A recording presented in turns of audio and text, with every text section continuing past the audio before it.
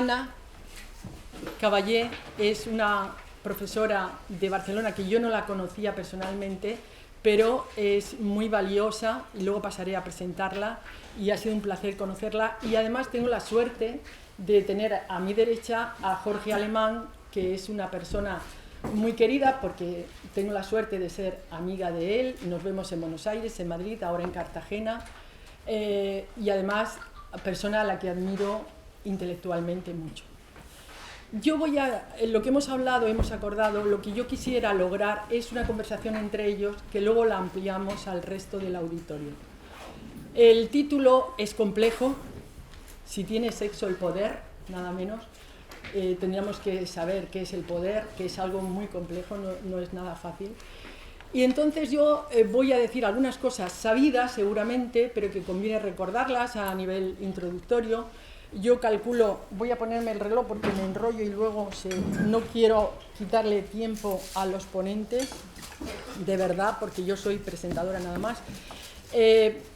Voy a estar como un cuarto de hora más o menos y luego les pasaré la palabra a Jorge y a Ana.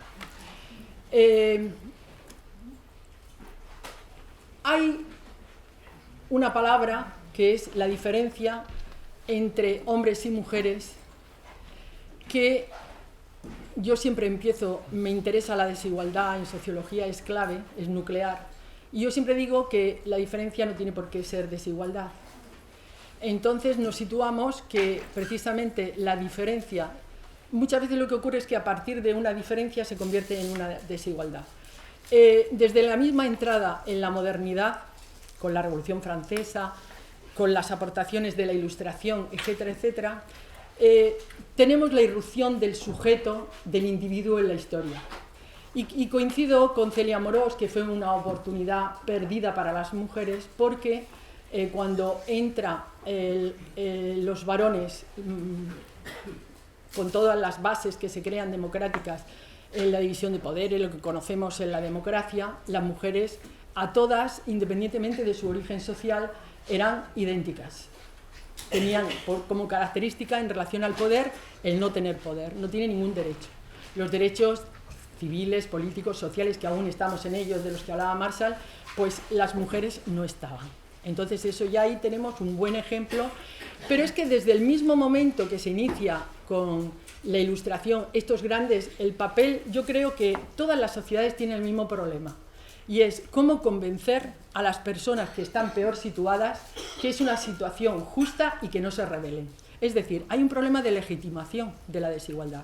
La desigualdad no es natural, es creada, aunque quizá otras personas esto sería discutible, pero bueno. Entonces, resulta que desde el mismo momento en que estas cosas están ocurriendo, surge el corpus teórico de la teoría política feminista, que es comparable al movimiento obrero, aunque no crean ustedes que en los libros de bachillerato aparece eso reflejado como tal, ¿no? Yo lo he comprobado con alumnos que no saben ni quién fue Olin de Gus, ni Mary Wollstonecraft, ni nada de nada, la vindicación de la mujer.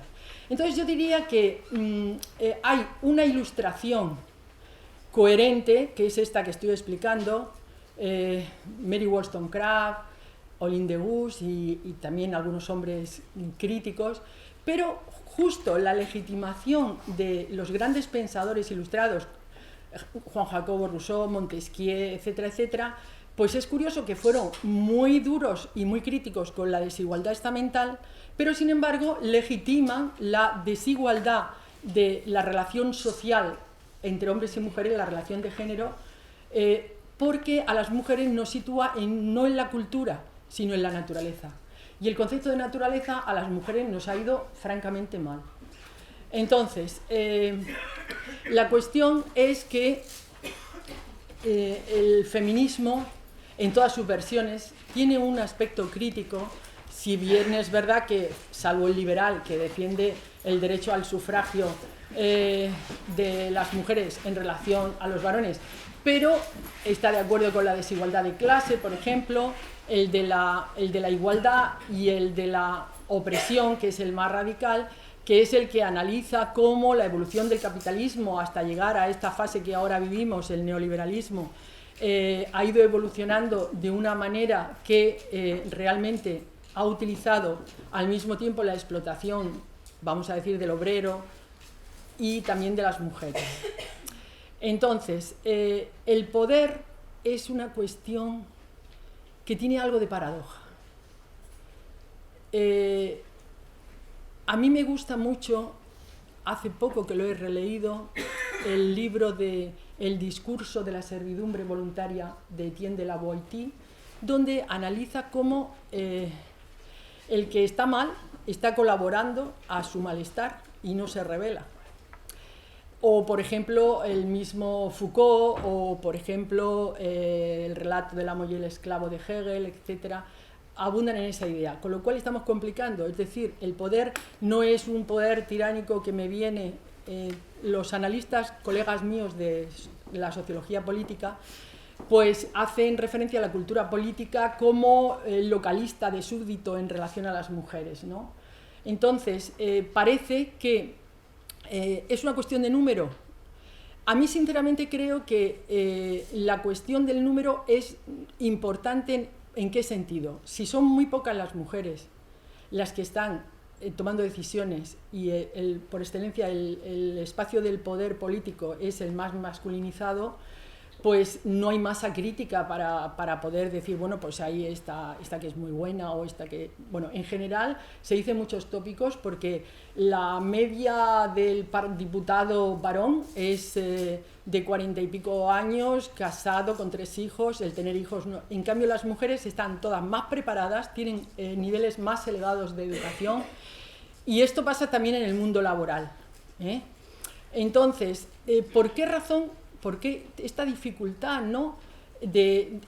Tiene que ver con la socialización, es decir, los padres no tratamos igual a nuestros hijos, a los hijos le decimos machotes, ya menos afortunadamente, y a las chicas le decimos capullito de alelí, los vestimos de rosa y a los chiquillos de azul. El hijo varón es otra historia, desde el mismo momento del nacimiento.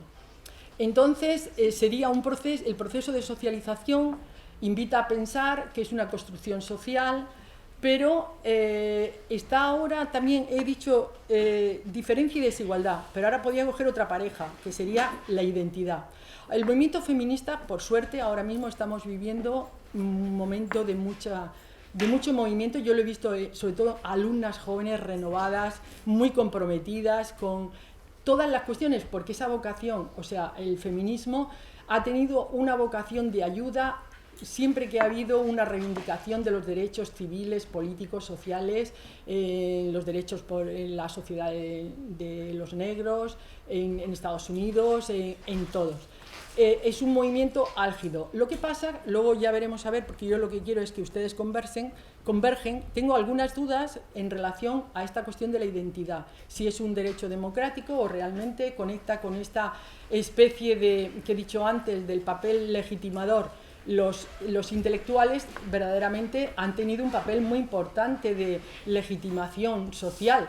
Por ejemplo, a Aristóteles, por naturaleza, le parece muy bien lo del amo y el esclavo, y la mujer sometida al varón. Con el mismo concepto, Locke dice todo lo contrario.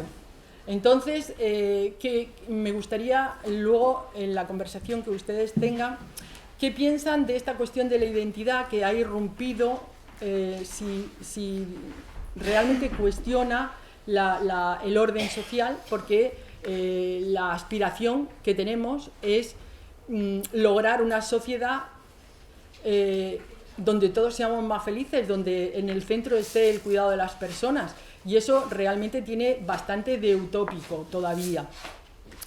¿Qué cosas hemos logrado, por decir, y ya voy terminando? ¿Qué cosas hemos logrado? Pues desde el primer momento se defendió el acceso de las mujeres a la educación. Eso en España por lo menos sí que se ha logrado. Luego hubo que pedir que chicos y chicas estudiáramos lo mismo. Eso también se ha logrado en España. Yo estudié labores que mi hermano no hacía, no estudiaba. Y luego hay una tercera fase que sería los títulos. Piensen que en las 3 últimas décadas del siglo XX, las mujeres en los años 70 no llega al 5% de la universidad, en la universidad. y en el 2000 ya son más del 60%. Es un fenómeno, y yo creo que eso ha ayudado muchísimo la educación básica, me ha parecido muy importante. Pero lo que no se ha conseguido es que los títulos adquiridos den el mismo rendimiento en el mercado de trabajo para ellos que para ellas. Pero eso además tampoco ha ocurrido en otras sociedades más adelantadas del pensamiento igualitario europeo, donde el estado de bienestar se desarrolló más y no que no parecer a esos países. Eso también ocurre, me refiero a la discriminación salarial y también, bueno, porque el mercado de trabajo está segmentado horizontal y verticalmente. Entonces también pasa eso en otros países, está pendiente. Bueno, entonces, en relación al ejercicio del poder, hay quien dice, sobre todo el feminismo de la diferencia, que las mujeres hemos acumulado como un saber a través de los tiempos, porque la desigualdad de género es anterior a la desigualdad de clase social, y entonces somos como si naciéramos con una cualidad, las mujeres tuviéramos cualidades, como dice Virginia Ferreiro, y los hombres adquieren cualificaciones. Es decir, como las excelsas categorías, por ejemplo, el caso de un autor como es George Simmel, que nos pone a las mujeres como si fuéramos Beatriz de Dante, pero en la realidad no tenemos acceso a los recursos sociales, a los derechos, etcétera, etcétera. Hay toda una sublimación en relación a la feminidad, ¿no? Eso está por resolver, porque todo lo que hemos estudiado en sociología de género, influida por el feminismo, nos dice que lo que más ayuda a las mujeres, aparte de que estudien, eso yo siempre lo aconsejo a mis alumnas, es tener un Estado que realmente ofrezca servicios. Porque si no, las mujeres entramos al mercado de trabajo con la pierna coja, porque tenemos doble jornada, etcétera, etcétera, y nunca estaremos en igualdad de condiciones. Y a veces se confunde, porque sí es cierto que las mujeres estamos ganando muchas oposiciones, pero cuando los criterios de entrada son universalistas, cuando se trata de la cooptación o nombrar a directora general, siempre es un hombre, no una mujer, en el ejercicio del poder. Y se da el caso, incluso en ramas, que ahora no voy a dar datos porque es muy aburrido, pero créanme que en ramas muy, muy feminizadas, el comercio, etcétera, etcétera, si haces un cruce, la mayoría son mujeres, pero los directores siempre son hombres. Entonces, ahí hay una cuestión que no se ha solucionado, no se asume, y entonces yo ya, de momento lo dejo, porque si no voy a ser ponente y no quiero, y voy a referirme en primer lugar a Jorge. Bueno, Jorge, ya he dicho la unión que me une a él de amistad, pero sí que quiero destacar de él. Es argentino, exiliado desde los 25 años en España. Es un intelectual que a mí me gusta mucho, porque resulta que, no sé si es por la vocación esta promiscua de interdisciplinaridad de la sociología, pero está muy influido por el pensamiento crítico marxista, Heidegger, la filosofía, la política, el psicoanálisis. Es un experto lacaniano.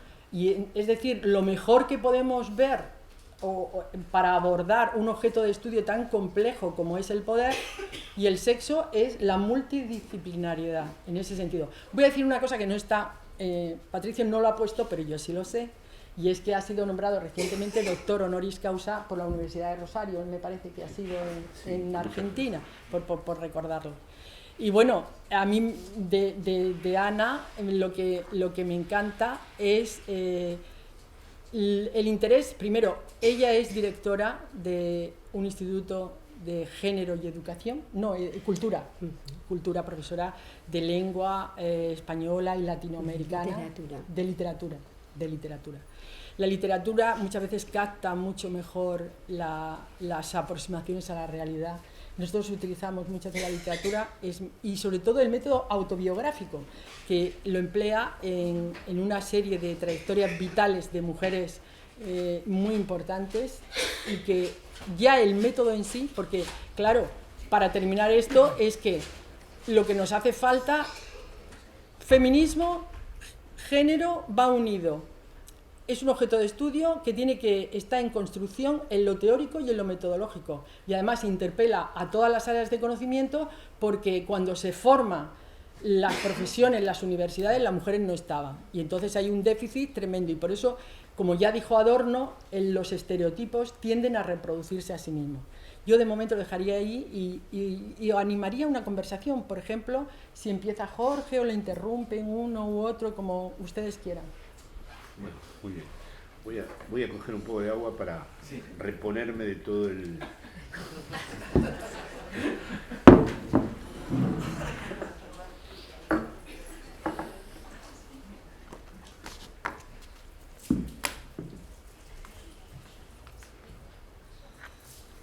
Bueno, muchísimas gracias a todos ustedes, a todos vosotros por estar aquí. Realmente es un gran gusto para mí y es un honor para mí las palabras que pronunció Lola en la presentación, de la que en efecto soy amigo desde hace años. La verdad es que no tengo sobre estos puntos más que organizado un laberinto, es decir, poblado de muchas piezas que en realidad no encajan. No tengo una idea coherente sobre lo que Lola ha planteado. Forma parte de mi vida cotidiana porque mi hija es feminista, mi ex mujer también, mi hijo también, y entonces tenemos una serie de altercados, incluso con respecto a las distintas modalidades que estos problemas adquieren según el paso de los días, el tiempo en el que vivimos y las historias que nos atraviesan.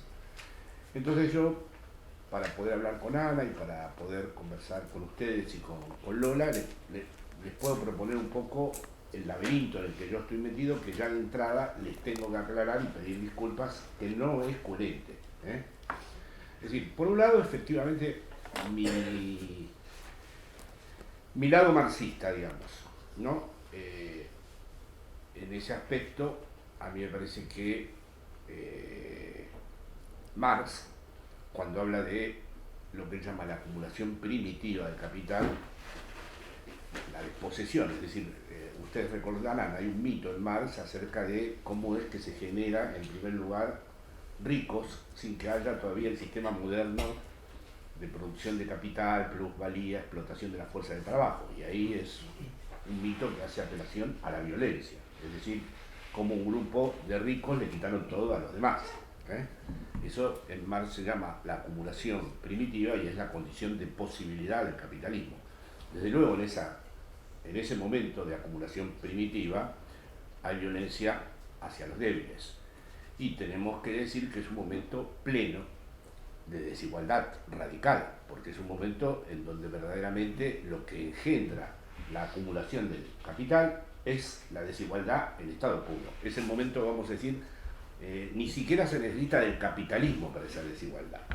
Y tenemos que admitir, como lo ha sugerido Lola, que si se trata de desigualdad, en el vértice final de la desigualdad está siempre la mujer. Es decir, si te toca ser pobre es mucho peor y es mucho más desigual ser pobre y mujer. Si te toca estar enfermo es mucho peor estar enfermo y ser mujer. O sea que Marx entrevé, a diferencia de la historia de la filosofía, en donde me podría extender un poco ahí desde Heidegger, que es otra parte del laberinto, la historia de la filosofía podríamos decir que naturalizó la idea de un sujeto y de una racionalidad y de un logos que finalmente es masculino. Es decir, el tipo de sujeto que se constituyó en la filosofía fue indiferente con respecto a la diferencia sexual. En cambio, Marx, al menos en la acumulación primitiva, sí se detuvo, se demoró al menos, un poco nada más, muy poco, en la violencia que se ejercía sobre las mujeres y los niños, incluyendo en los países coloniales, de los cuales también fue un poco negligente Marx, porque no los dotó después de la dignidad política suficiente, es decir, ni a las mujeres les otorgó dignidad política, porque al final para Marx, ahí siguiendo la estela de la filosofía, el sujeto del que él habla es el proletariado industrial, que es el que está, digamos, llamado por la historia a realizar el proyecto de la revolución y el final del capitalismo. cosa que es bastante problemática, porque ahora nosotros no sabemos qué es el final del capitalismo, ni podemos pensar al capitalismo como algo exterior a nosotros. Ahora el capitalismo está en nosotros, así que toda esta pregunta que ha hecho Lola sobre la desigualdad ha cambiado violentamente de orientación, dado que no conocemos el final del capitalismo, dado que el capitalismo se reproduce en nosotros y a través de nosotros, y dado de que no podemos imaginar su después, no podemos imaginar su final, salvo que pensemos en el cuento de la criada, o en Mad Max, o en los Juegos del Hambre, o en cualquiera de las versiones distópicas que hay en las series que vemos, pero el final del capitalismo es irrepresentable.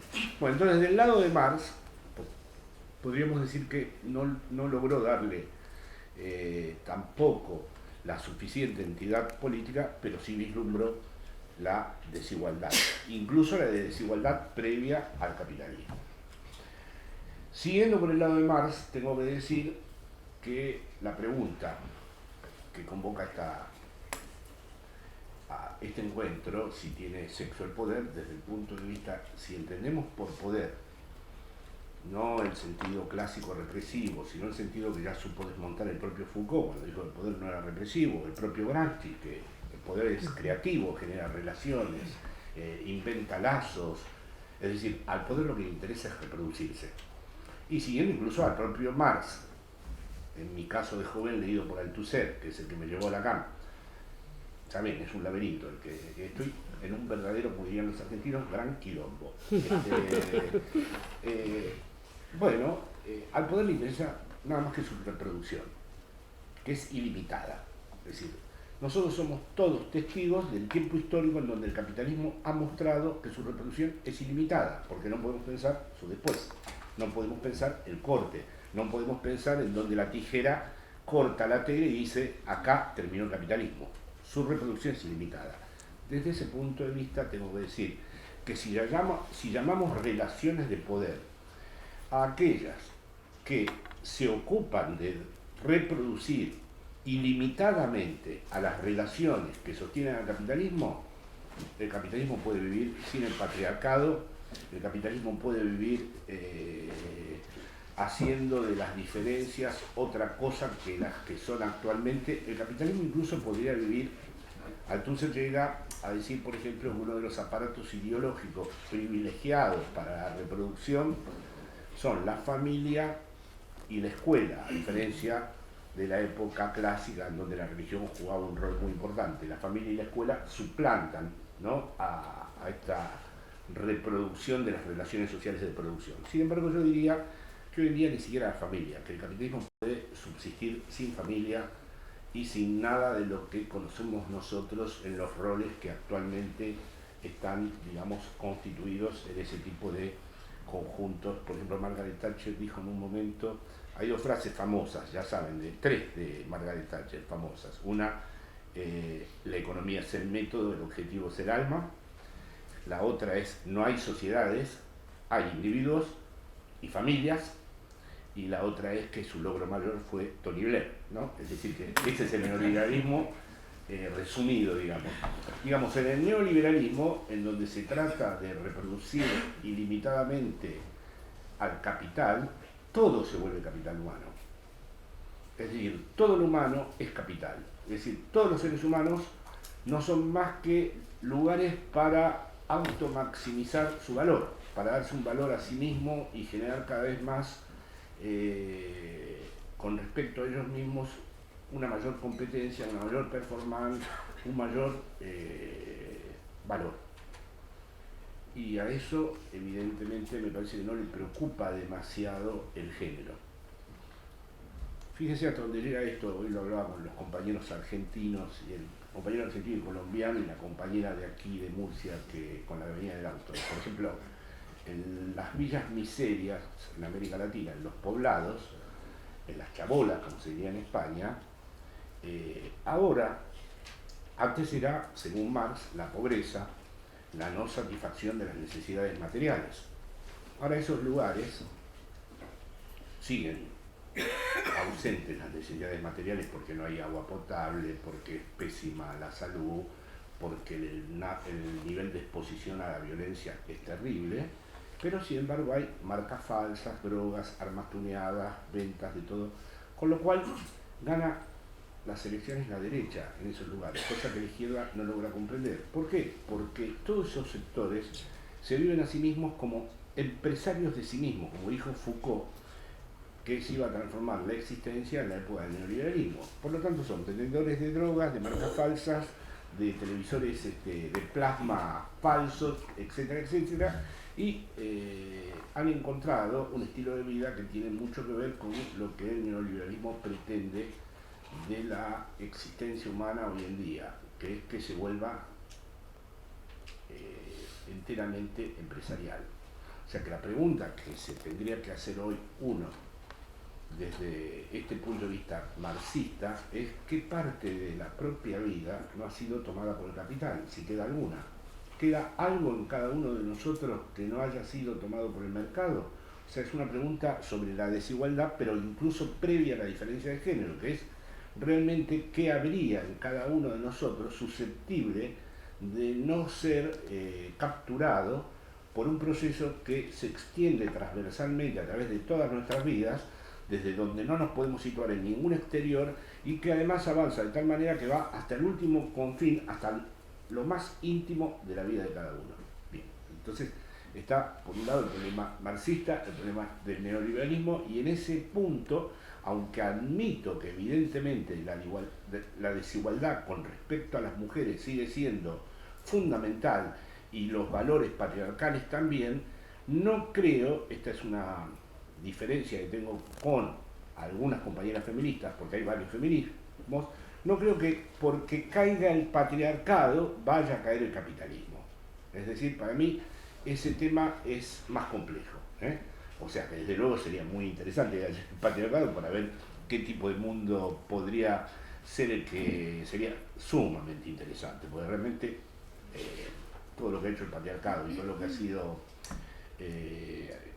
esa supuesta superioridad masculina, a lo único que ha llevado es a la impotencia y a la, vamos a decir, desvirilización inclusive. Esta es una idea mía que ya no es más problemática, digamos. La otra cuestión ya no es marxista, sino freudiana. Yo pienso que el psicoanálisis es un invento de las mujeres, es decir, son las mujeres las que lo conducen a Freud a pensar todo de una manera distinta. Es decir, Freud puede ser un ilustrado, un moderno, pero de golpe es un moderno golpeado, aturdido incluso por el discurso de las mujeres. Es decir, Freud sí que entiende que no puede haber un sujeto abstracto, neutro y separado de la diferencia sexual.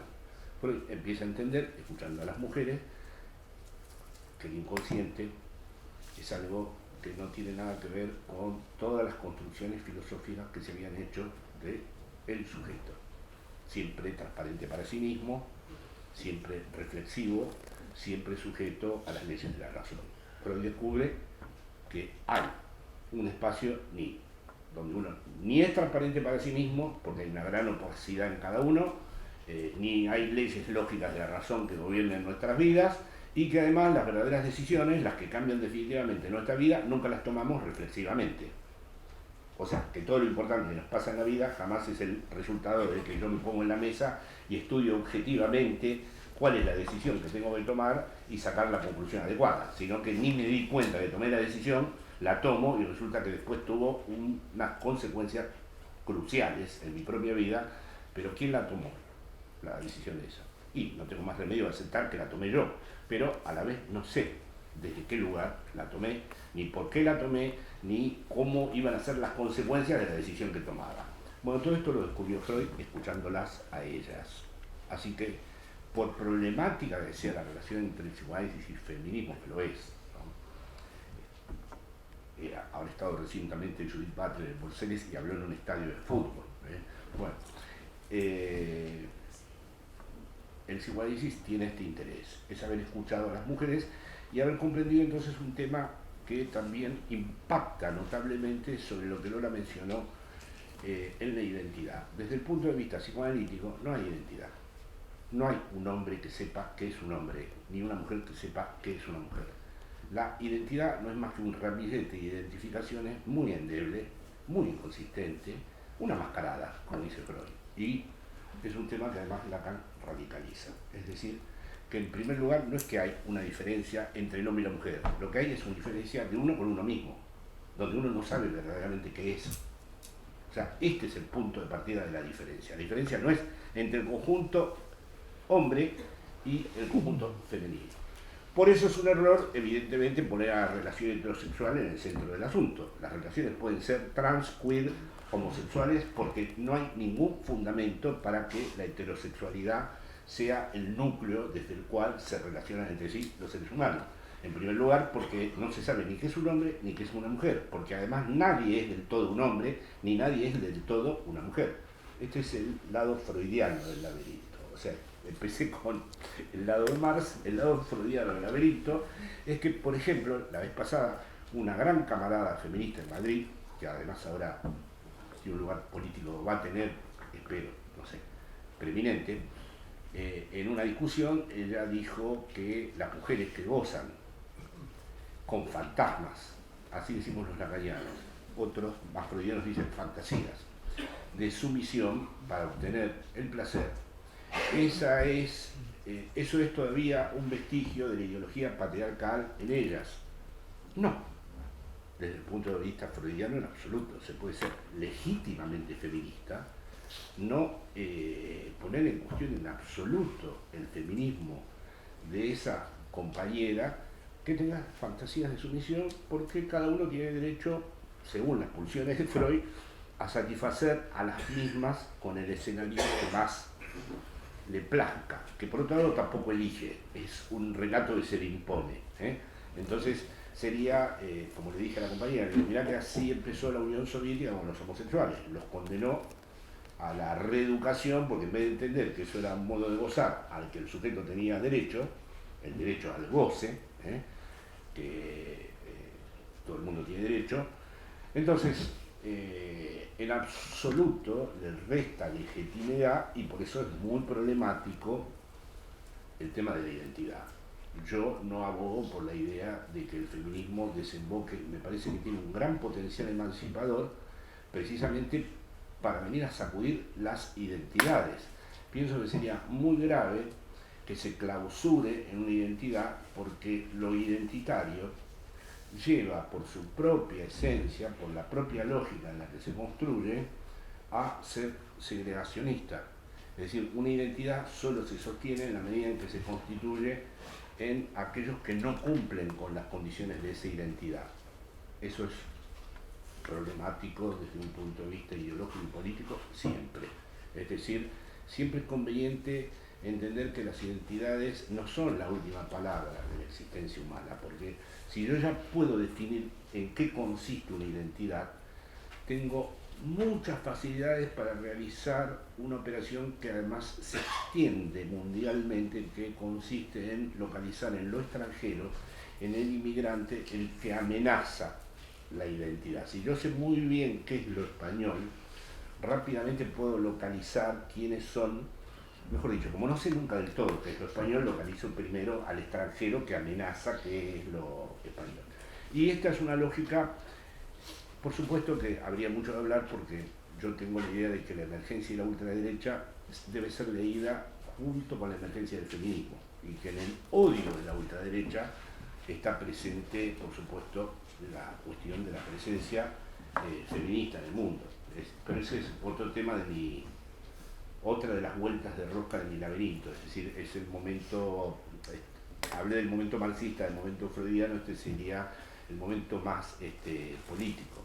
Pero en cualquier caso, para ir al núcleo de lo que planteó Lola, yo pienso que sería muy interesante, y con esto concluyo, en no recluir al movimiento, yo lo diría en plural, de los feminismos, porque he leído diversas teóricas y hay posiciones claramente diferenciadas, pero trataría de no poner acento en la identidad porque las lógicas identitarias son lógicas que clausuran más que más que abrirnos a horizontes de emancipación, más bien los clausuran, ¿no? Porque se termina pensando quién es el que auténticamente responde a tal o cual identidad. Por último, ya que dije horizontes de emancipación, no creo que una práctica en sí misma sea, en esto soy gramsciano, esta es otra parte del lío que tengo en la cabeza. en esto sería gramsciano y laclosiano. No creo en ninguna práctica que por sí misma sea emancipatoria si no se articula con otras. Es decir, creo que el feminismo puede ser verdaderamente emancipador en la medida en que no se autodefina a sí mismo como un valor referencial y apartado de todas las demás luchas sociales que se realicen. Yo creo que al revés, que su verdadero potencial está en la medida en que pueda generar algo que se extienda y se disemine en las demás luchas sociales. Y para eso es muy importante que pueda estar articulado. Y para que pueda estar articulado es muy importante que no se encierre en una identidad fija, que su identidad sea más bien inconsistente. Es decir, las identidades para mí son interesantes en la medida en que no sean muy consistentes y muy completas, en la medida en que las mismas tengan un punto de fragilidad, un punto de, como diríamos, de inestabilidad. Es decir, todo el mundo tiene derecho a no saber quién es y plantearse en distintos momentos de su vida, como yo mismo en este instante, ¿qué estoy haciendo aquí? ¿Y de qué estoy hablando? ¿Estoy sabiendo acaso de qué estoy hablando? Es decir, no corro el riesgo de, en el mismo instante en que estoy hablando ahora aquí, de pasarme de la raya y ya no saber lo que estoy diciendo. Puede ocurrir, ¿no? Ya me informarán ustedes si está ocurriendo. Pero yo pienso que uno no puede hablar nunca desde una identidad absolutamente constituida, porque ahí bloquea la gran posibilidad que es la de la articulación, y que hoy en día, si hay un problema que tiene la emancipación, uso deliberadamente esta palabra para no usar la palabra revolución, un problema que tiene la izquierda, voy a decir directamente, porque bueno, habrán visto que este laberinto que tengo yo es un laberinto de izquierda. Sí, le tenemos que poner un nombre, pero de la izquierda hay una izquierda fácil, que es la que está armada con una identidad fuerte, y una izquierda difícil, que es la que no tiene una identidad fuerte. A mí me gusta esta segunda, lógicamente. O sea, participo de la izquierda difícil, que es una izquierda de difícil, donde las piezas no encajan, digamos, no encajan nunca, pero no encajan porque hay un problema de que el puzzle está mal hecho. No encajan porque no van a encajar nunca, nunca. Es decir, porque somos un puzzle mal hecho nosotros mismos, ¿no? Así que si encajara, sería sospechoso, ¿no? Es decir, que yo participo de la izquierda difícil, que es un puzzle que no encaja, ¿no? Y en esa izquierda difícil pienso que el feminismo puede ser el elemento vertebrador en la medida en que no sea identitario. Porque, y ya termino, Ana, perdón, la igualdad es lo más difícil de pensar. Y realmente yo sí pienso que la igualdad es femenina. Pero la igualdad es femenina en la medida en que no se pueda totalizar ni se confunda la igualdad con la identidad. Cuando se confunde la identidad con la igualdad, surgen estos procesos de homogeneización, o estos procesos donde todo se vuelve equivalente, o esos problemas donde hay una totalidad que se cierra sobre sí misma porque es idéntica a sí misma y tiene un elemento que a cada rato amenaza su identidad y hay que segregarlo. Entonces, para mí, la igualdad es femenina en la medida, ahí tendría que referirme a otra parte de mi laberinto, que es Lacan, pero eso yo sí que no los voy a mortificar con esto. La igualdad femenina porque precisamente no tiene ningún momento de cierre, no tiene ningún momento de clausura, no es una identidad cerrada sobre sí. Por ejemplo, una cosa que discuto con mis amigos de Podemos. El 15M era femenino, porque nadie sabía quién estaba y quién no estaba. No había ninguna afiliación posible, ningún carnet. Yo estuve. Sí, bueno, ¿por qué se sabe que estuve? Bueno, podría convocar a algunos amigos que cuenten que yo estaba en la Puerta del Sol en aquellos días, pero es lo de menos. No había forma de establecer ninguna pertenencia. Los momentos instituyentes, por ejemplo el 15M lo fue, no fue una crisis orgánica como leyeron después, pero sí fue un momento instituyente, son femeninos, porque no tienen una forma de ser clausurados identitariamente. Las instituciones no.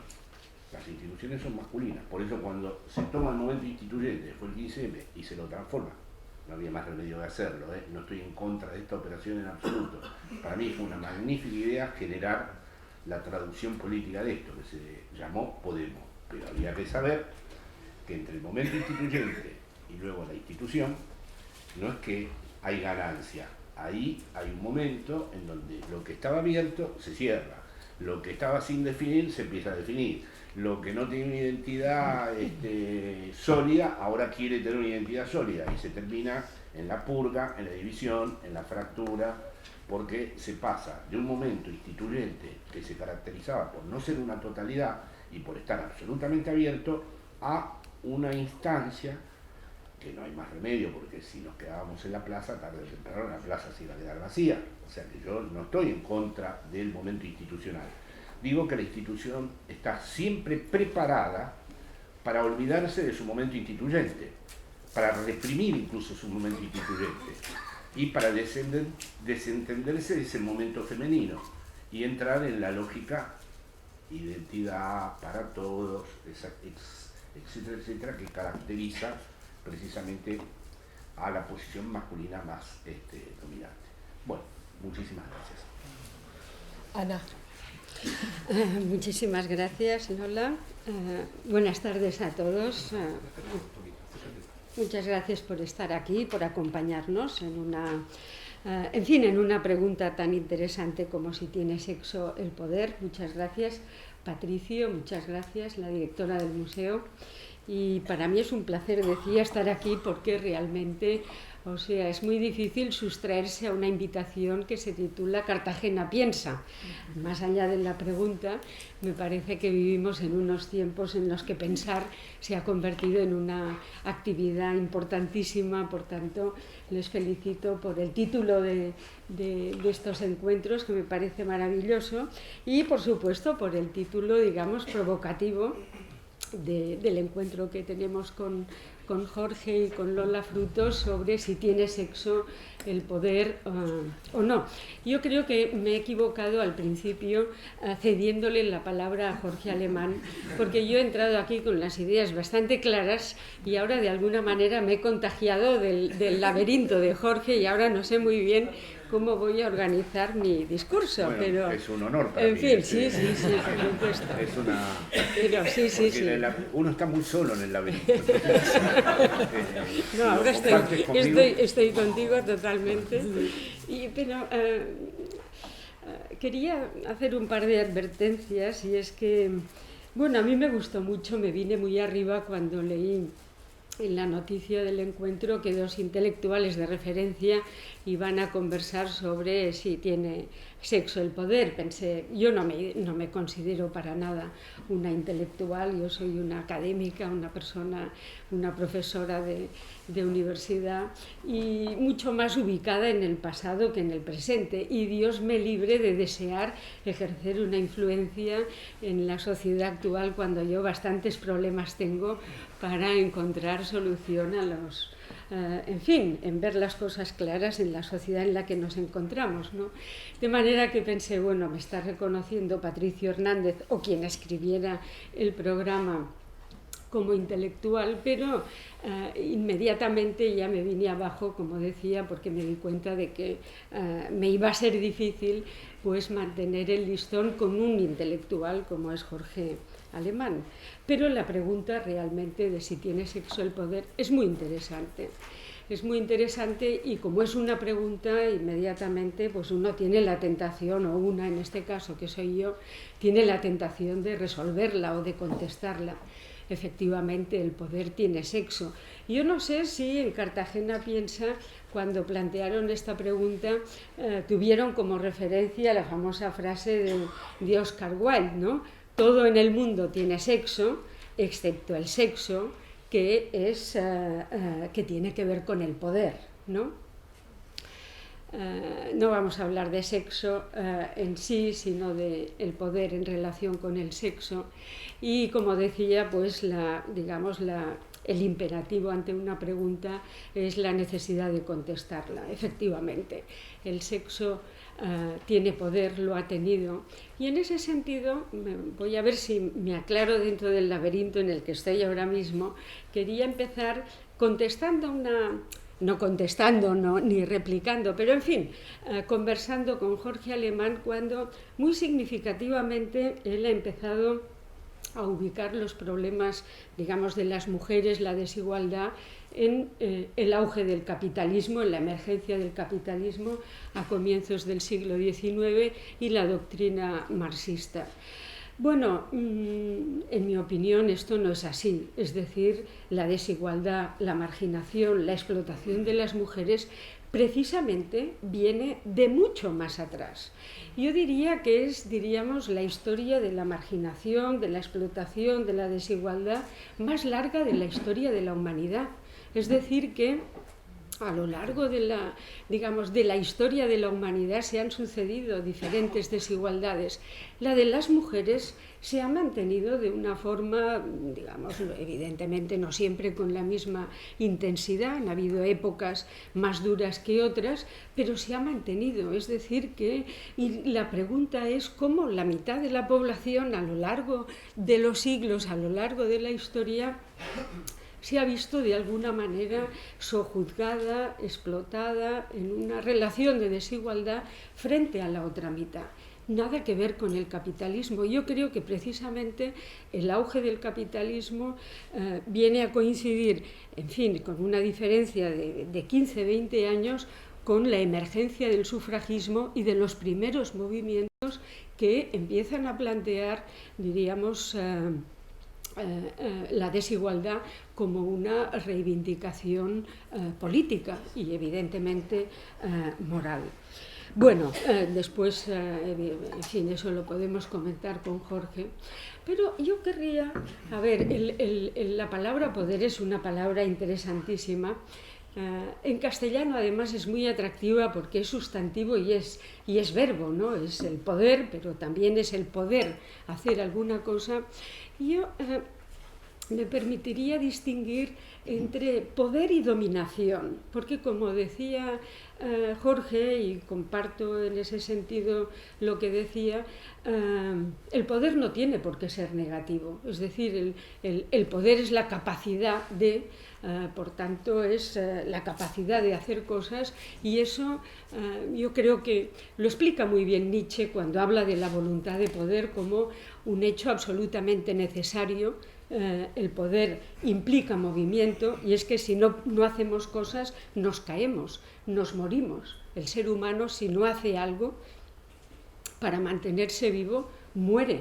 Por tanto, el poder en el sentido de hacer, de capacidad de intervenir, pues evidentemente es una necesidad para el ser humano y para la humanidad en su conjunto. Otra cosa es la dominación, que es un elemento a menudo muy vinculado al poder, pero que no tiene que ver con la capacidad de hacer algo, sino que tiene que ver con una situación en la cual unas ideas, un punto de vista, unas creencias se imponen sobre otras. ¿De acuerdo? Por ejemplo, cuando la manada tuvo aquella desdichada intervención, aquella violación en aquella estudiante de la Complutense en los Sanfermines de hace 2 años, aquello era un ejercicio de dominación, no de poder. No había poder allí, había una capacidad de imponerse, una voluntad, unas creencias, una actitud, un punto de vista, lo que queramos, que se impone sobre otro de una forma, en fin, como la que vimos, ¿no? Entonces yo distinguiría entre poder y dominación porque creo que podríamos aceptar que, en fin, el problema que a todos se nos plantea es en relación a los abusos de poder, pero el poder en sí mismo es la necesidad de llevar a cabo acciones que de alguna manera nos sustentan como individuos, como grupos sociales, etc. Otra cosa, como decía, es la dominación. Entonces, bueno, a mí me gustaría señalar un fenómeno reciente que yo creo que por el cual nos deberíamos felicitar, y es que, perdonen aquí la metáfora bélica, pero creo que el feminismo en los últimos años ha pasado de una situación de retaguardia absoluta a una situación de vanguardia. Es decir, el feminismo en los años 90 era un movimiento, una disciplina, lo podemos definir de muchas maneras.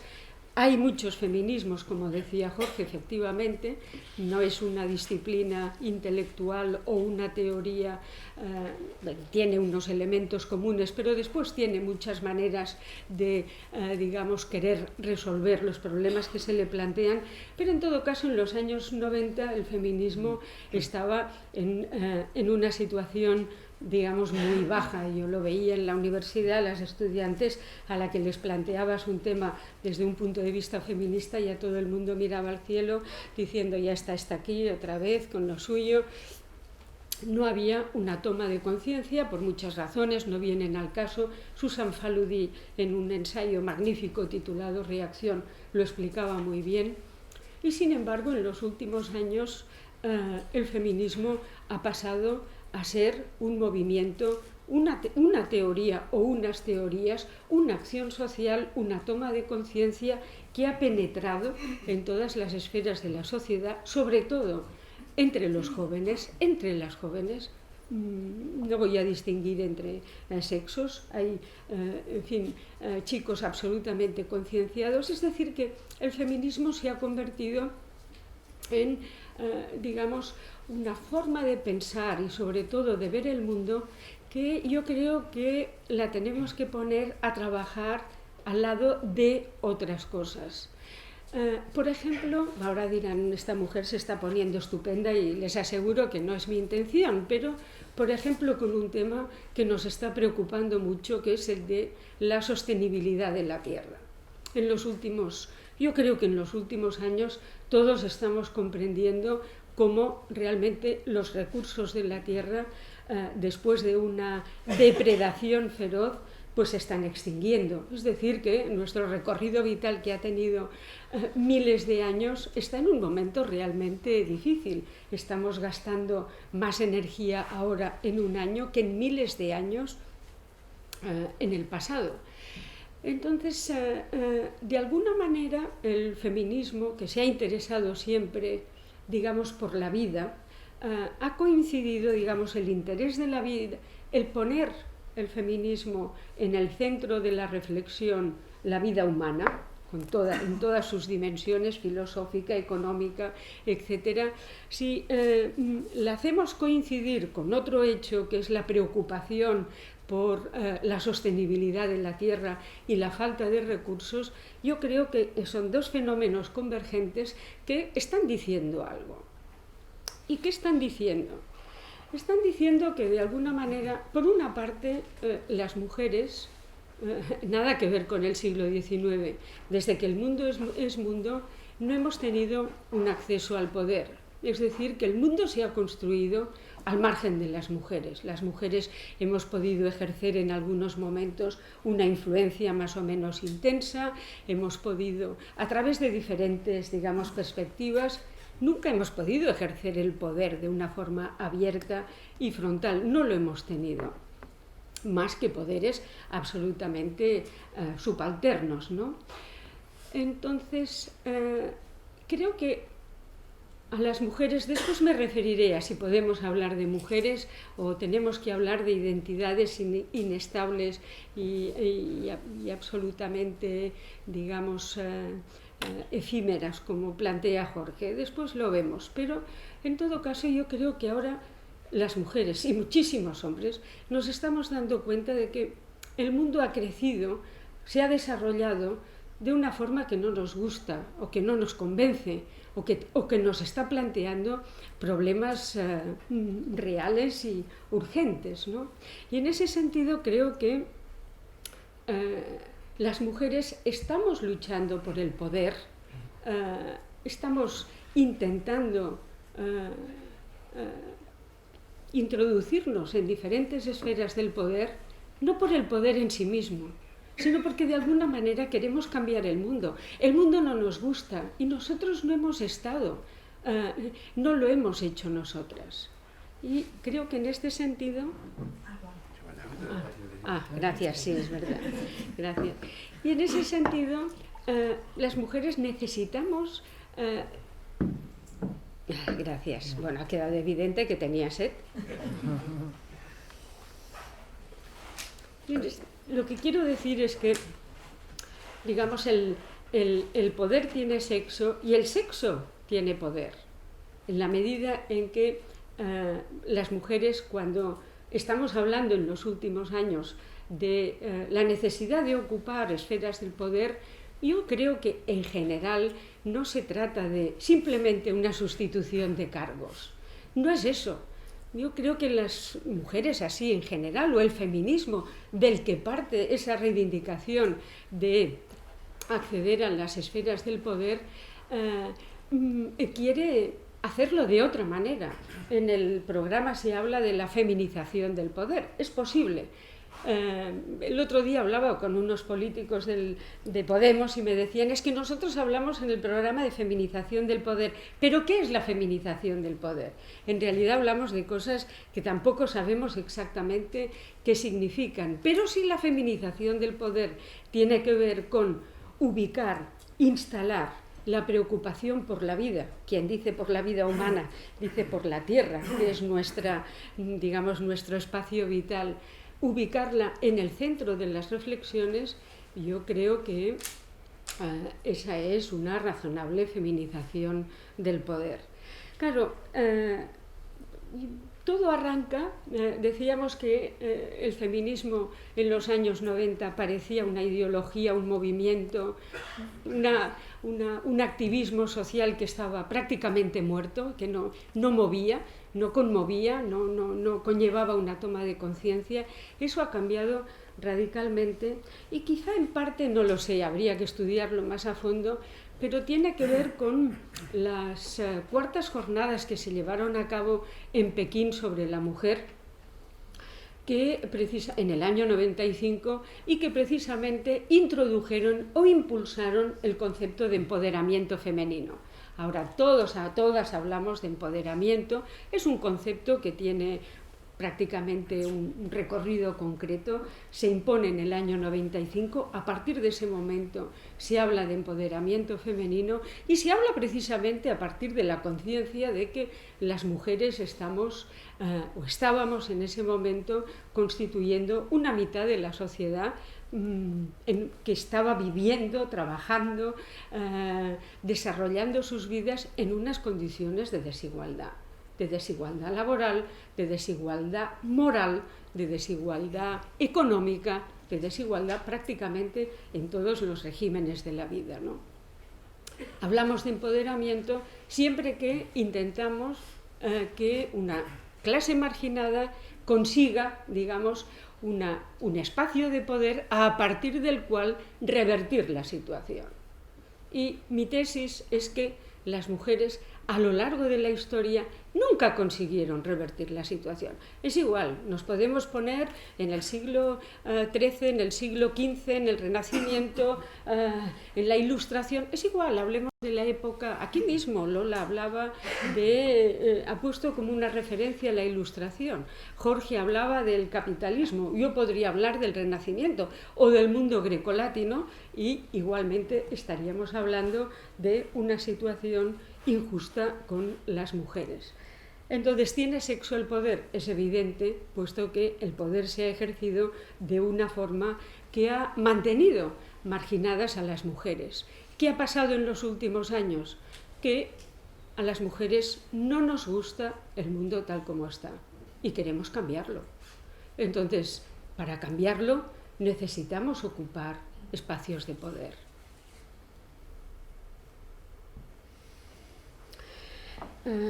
La segunda cuestión que quería plantear es esa cuestión de la identidad, que efectivamente, si una cosa ha puesto en evidencia pues la filosofía y la literatura del siglo XX, es el concepto borroso del individuo y de la identidad, y estoy completamente de acuerdo con Jorge en eso, pero Bueno, aquí estamos en una sala y claramente hay hombres y mujeres.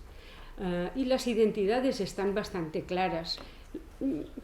Independientemente, es igual después todos los espacios, vamos a decir, ambiguos, difusos, complejos, que realmente es una gran aportación de los últimos años el darle legitimidad, visibilidad, libertad a todas las personas que de un modo u otro no encajan en una división que es casi como el yin y el yang, ¿no?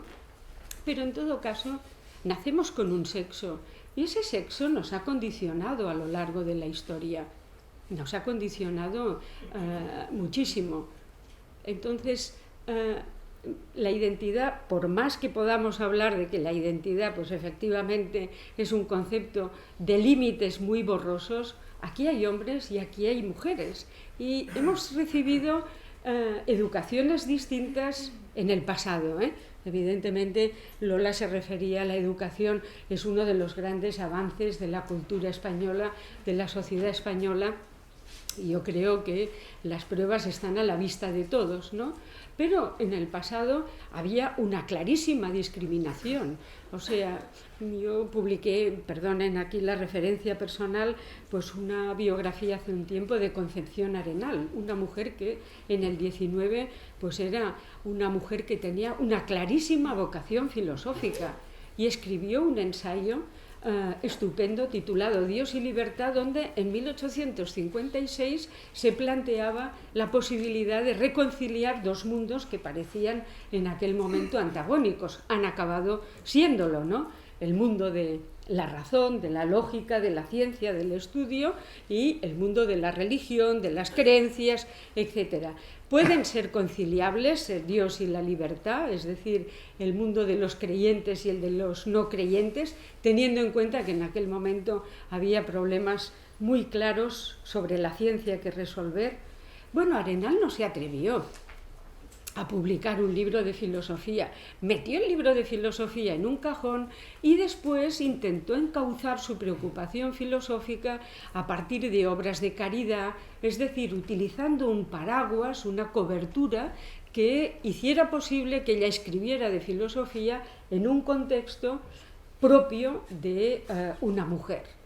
Bueno, desde el siglo XIX, cuando a las mujeres, digamos que fue el momento, principios del XIX con el romanticismo, cuando las mujeres, digamos, rompen no el techo de cristal, sino que rompen, diríamos, el muro de la discriminación y empiezan a publicar reivindicando su derecho en fin, a ser reconocidas como escritoras y no a meter, como se hacía hasta entonces, los versos que escribían en un cajón. Bueno, esas primeras mujeres, las románticas, después las realistas, etc., eran consideradas masculinas sistemáticamente por el pensamiento hegemónico de la época. ¿Por qué? Bueno, porque la división entre naturaleza y logos estaba perfectamente clara. Es decir, la mujer no tenía un ser en sí mismo, sino que la mujer cuando nacía tenía un destino que tenía que cumplir. Pues era una mujer y por tanto iba a realizarse como madre, como ama de casa, como cuidadora de la familia, como criadora de sus hijos. Tenía un destino. Después había destinos adláteres, una podía quedarse soltera, otra podía ser monja, pero el destino de la mujer era la procreación, mientras que el destino del hombre era el logos, es decir, el acceso, digamos, al conocimiento, a la creación. Y ese combate que se produce en el XIX entre naturaleza y logos, o entre naturaleza y conocimiento, digamos que por primera vez las escritoras, las pensadoras del XIX, en un contexto europeo, occidental, es el primero que rompe, vamos a decir, una frontera, una discriminación que estaba perfectamente establecida. Las mujeres venimos de aquí, venimos del romanticismo, de los ideales de libertad que las escritoras románticas hacen suyos y que reivindican incluso para sus propias vidas privadas, con grandes problemas para ellas, ya no para nosotras. Entonces, creo que evidentemente el sexo tiene poder, y creo que, digamos, hay una situación que se ha prolongado excesivamente, ya no sabemos ni por qué, durante siglos y siglos. Yo creo que la sociedad, no digo solo las mujeres, muchísimos hombres, ha dicho basta, basta. Es decir, tenemos que encontrar nuevas vías de encuentro, de diálogo, de comunicación y de reparto del poder. ¿Por qué no? Tendremos que repartirnos el poder de otra manera, tendremos que mover ese puzzle del que hablaba Jorge, lo tenemos que mover de alguna manera en el que las mujeres podamos diseñar nuevas estrategias discursivas y de organización del mundo. Y bueno, de momento yo me quedo aquí. Muchas gracias. Muy bien, Ana. No sé, estábamos... unas aclaraciones yo Sí. sobre lo que ha dicho, pero como quieras. Sí, yo lo que quería fomentar es una conversación, Sí. y entonces ha hecho algunas alusiones a... Claro, a sí, sí, sí. Pues yo creo muy que por sugerentes, alusiones, Jorge. Sí, creo que... Claro que sí. Sí. Hay una cuestión que de entrada querría aclarar porque no me debo haber expresado bien, ¿no? Cuando tú dices que yo planteé la desigualdad en relación al capitalismo, por supuesto estoy de acuerdo contigo, la desigualdad con respecto a las mujeres. Yo lo que quise decir es que Marx es uno de los primeros pensadores en la larga historia de la filosofía, en la historia de la metafísica, para emplear la expresión que utilizó Heidegger, es el primero que atisba que hay con respecto a las mujeres un sistema de dominación. Lo dice en la ideología alemana, lo dice en el manifiesto comunista y lo dice en algunos de los capítulos del Capital. No digo que ahí comienza la desigualdad. Por supuesto, estoy de acuerdo contigo. La desigualdad está presente a lo largo de toda la historia y no se ha revertido nunca. Luego, en relación a tu diferencia entre poder y dominación y reparto del poder. Claro, tú dices algo, utilizas una expresión que yo no podía utilizar nunca, que es los hombres. Porque yo dentro de los hombres tengo enemigos. O sea, que yo no pertenezco a un campo en donde los hombres constituyan como tal una clase susceptible de ser unificada. Porque incluso te diría que mis principales enemigos están en los hombres, ¿no? Pero Jorge, Entonces, perdona un momento, en cambio sí has podido decir que el 15M era femenino. Sí, pero Entonces, era femenino no. en la medida en que era... A ver si nos entendemos. Bueno, pero yo dije el 15M era femenino y por eso no... Yo creo que no era femenino el 15M, pero bueno. Vale, yo dije era femenino en un sentido lógico, no en el sentido de lo que se corporizaba allí. Pero bueno, te doy la razón. Lo que quiero decir es que cuando tú dices las mujeres, yo creo que ahí sí efectivamente coincido contigo que en la sala hay hombres y mujeres. Lo que ya sería más difícil es que en la sala cada uno respondiera qué quiere decir para cada uno ser hombre o ser mujer, porque eso ya creo que ya es cada una... uno, que el único que tendría un Evidentemente. laberinto aquí no sería solo yo, sino que pero tú dices las mujeres y esa es la expresión que para mí verdaderamente resulta clave, porque yo no puedo decir los hombres desde el momento en que hay un antagonismo estructural, constitutivo, metodológico, te diría, que atraviesa eso, que impide que se constituya un universo como los hombres. En cambio tú, por momentos dices las mujeres, Sí, y yo supongo que si se trata de Cayetana Álvarez de Toledo, ¿no? Que la verdad es que es una maldad española, porque llevamos, yo por ejemplo, 42 años acá, y que se les haya ocurrido elegir justo a esa Argentina, hay un poco de maldad oscura en España. Por ejemplo... Perdona, fíjate Jorge que cuando haces bromas sobre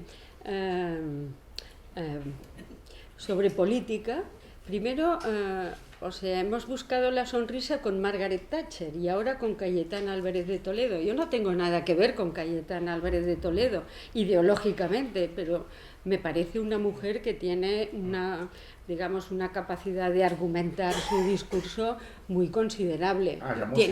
Tiene una ideología distinta de la mía, eso no tiene nada que ver. Bueno. No, yo... no le veo la gracia. Yo sí le veo la gracia. Yo no. Yo sí le veo la gracia, le veo absolutamente la gracia. Primero porque estoy en España viviendo hace 42 años por Videla, no por ninguna... Y a Videla lo mataría con mis manos, o sea que le veo toda la gracia. O sea que no... Y forma parte de los hombres, creo, ¿no? Es decir... Videla. Videla. Sí, sí, claro. Entonces...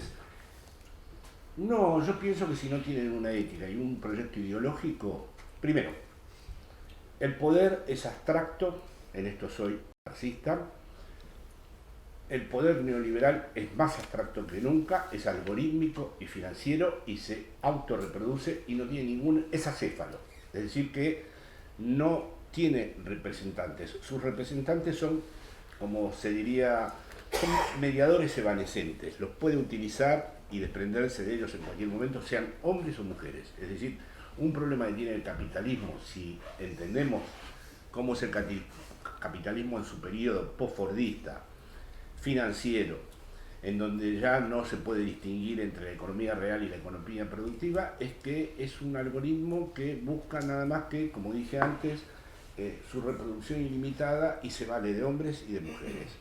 Los hombres y las mujeres que accedan al poder, creo que no puede, desde el punto de vista del capital, no hay sujetos en el capital. Sí hay sujetos en los gobiernos, y ahí sí puede haber hombres y mujeres. En el IBEX no hay sujetos. El IBEX es una estructura que haya hombres o haya mujeres resulta irrelevante. Hay un 80% de hombres y un 20% de mujeres. Estoy totalmente de acuerdo contigo. Que haya un 80% de mujeres va a seguir siendo el IBEX 35. Es decir, salvo que las mujeres tengan... Es que no sé... A ver, el IBEX o cualquier estructura, si son sustituidos... Tienes que apagar uno para que hable el otro. Si son sustituidos los hombres por las mujeres y en las mujeres no está presente, como sí está presente en tu discurso, un proyecto ético, un proyecto ideológico, o sea, si son nada más que los que por competencia formal están aptos para esa reproducción, no veo que haya ninguna transformación. Pero no lo sabemos, Jorge, porque no hemos tenido ese poder, o sea, no sabemos qué harían un 80% de mujeres administrando sí la economía. No sabemos. Pero sí sabemos ya que el capitalismo no se vale de los seres humanos. El capitalismo no depende de los seres humanos que ejecuten sus acciones. Es decir, podría haber un estallido nuclear donde se destruyese todo y lo que se recompusiese, ¿no?, seguiría dentro de una lógica capitalista. Es decir, como no hubiera un proyecto emancipatorio en el medio, que hasta nueva fecha no podemos definir, dado que los procesos revolucionarios, que tuvieron aspectos, a mí me parece, interesantes también, no fueron solo una catástrofe, ¿no? Es decir, son irrupciones de lo igualitario al fin y al cabo, por lo menos en sus momentos en donde se produjeron las revoluciones, ¿no? Me refiero a la china, a la rusa, a la cubana, etcétera, etcétera. Terminó todo en un verdadero desastre. Ahora, el capitalismo, si fuera algo administrable por los seres humanos, fíjate, tú has hablado de la voluntad de poder. Yo sobre la voluntad de poder tengo una lectura heideggeriana. Para Heidegger, la voluntad de poder de Nietzsche, que la homologó al sujeto cartesiano, desembocó en lo que él llama la técnica, lo que ha emplazado al mundo, a la naturaleza, de la que tú hiciste una referencia interesantísima. La técnica es lo que no son los objetos técnicos. La técnica para Heidegger es una estructura semejante a la del capital, abstracta, que ha emplazado al mundo a nada más que producir y reproducirse, ¿no?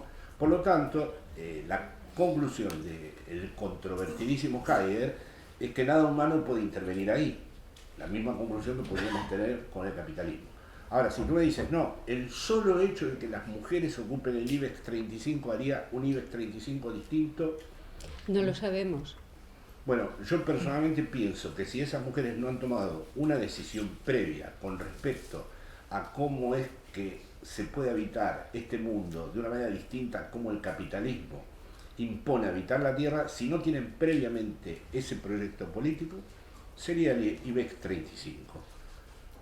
Como también pienso que montones de estructuras que yo conozco no se alteran porque se pueden volver más simpáticas, se pueden volver más interesantes, se pueden volver, pero me parece que ahí todavía falta el problema de articular el proyecto feminista con un proyecto de transformación del capitalismo. Que el capitalismo, porque los lugares sean sustituidos o haya un proceso de empoderamiento, o por ejemplo, no me molesta en absoluto burlarme de Margaret Thatcher, el hecho de que sea mujer, porque si no entonces tengo de pensar... Es que todos los chistes los capitaliza Margaret Thatcher. Ronald Reagan, por ejemplo, practicaba la misma economía que Margaret Thatcher. Pero no tenía la y inteligencia no tiene tanta gracia. No, pero, perdona, tiene tanta gracia. Pero es que Margaret Thatcher tuvo 3 definiciones que muestran la inteligencia de Ronald Reagan, reconócemelo, es mucho más limitado intelectualmente que Margaret Thatcher, ¿no? Por eso debería ser más gracioso. No, porque si yo no buscaba hacer un chiste, yo buscaba al revés, yo buscaba cómo Margaret Thatcher, sí tiene importancia, porque este es el tipo de discusión que tengo con mi hija, es decir, tiene mucha importancia esto, es decir, yo buscaba en Margaret Thatcher la lucidez que tuvo ella misma para dar cuenta del proceso en el que ella estaba involucrada. Cuando ella dice la economía no es más que el método y el objetivo es el alma, pienso que es una gran definición del neoliberalismo. Creo que no hay autor serio que piense al neoliberalismo que no se refiera a esa frase de Margaret Thatcher, que Ronald Reagan seguramente se hubiera quedado en la mitad, o como Trump, se hubieran quedado en la mitad de la frase porque no la hubieran podido entender, o como Macri. Creo que ninguno de los tres, porque